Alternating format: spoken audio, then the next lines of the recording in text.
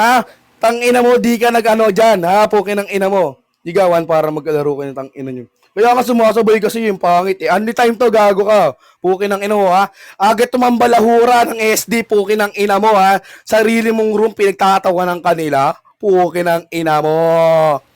Ha? Talaga, KD ako eh. Hindi, walang time dito. Pukin ng ina, wala. Bigyan mo na! Sige, Bigyan mo pagsalitain na, natin. tol. Sige, tal, sige, tal. Okay. Unang banat para po sa way hanggang sa mapagod in 3, Ayun, 2, okay na 1. ba? Oras na. Yung ina mo ka, gago ka ha. Putang ina mo. Sabi niya wala daw kumakain, pero tinatawag mo kung mataba. Putang ina mo, padulay lang na. Time na! Putang ina mo!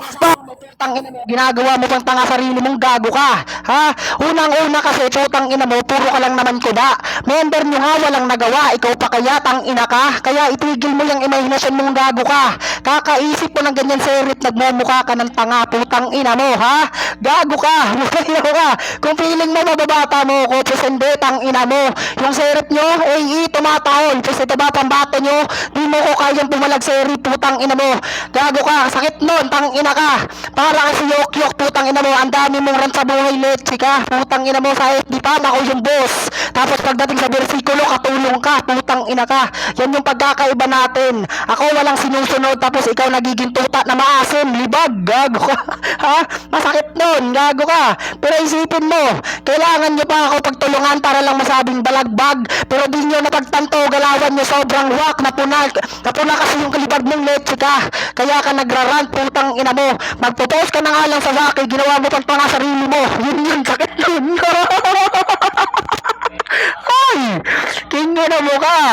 Ano, kaya pa? Hindi mo kaya yung ginagawa kong leche ka. Ganito magbasagan leche ka, natuto ka naman sa ako. Utang ina.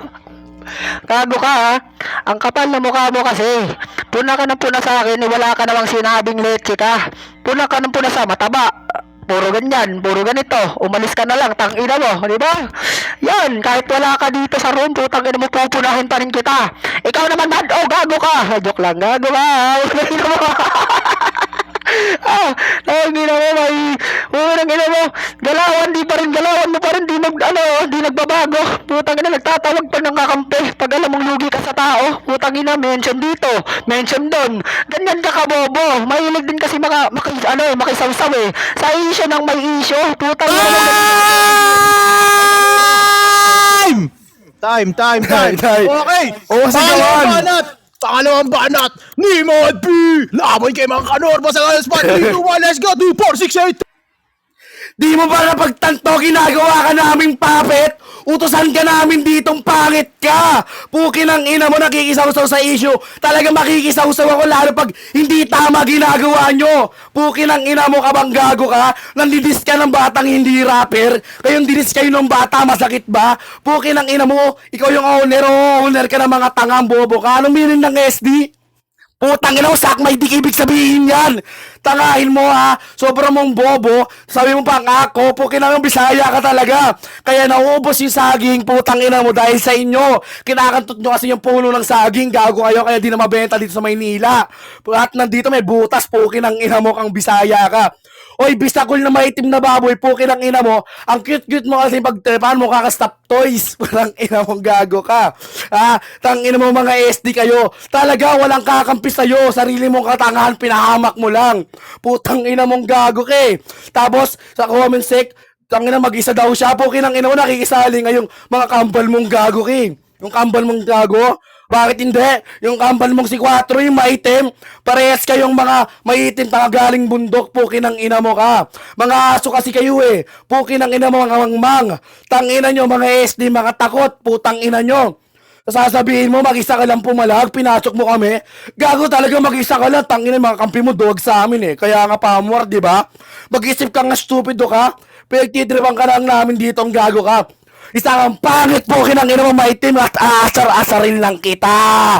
Putang ina mo, kamukha mo si Mikey, gago ha. Po kinang ina mo, kaso nga lang maitim na version niya. Be, pukin ang ina mo. Pukin ang ina mong gago ka. Ang sarap mo tuloy murahin. Pukin ang ina mo ka. Ang ina mo talagang mumurahin kita.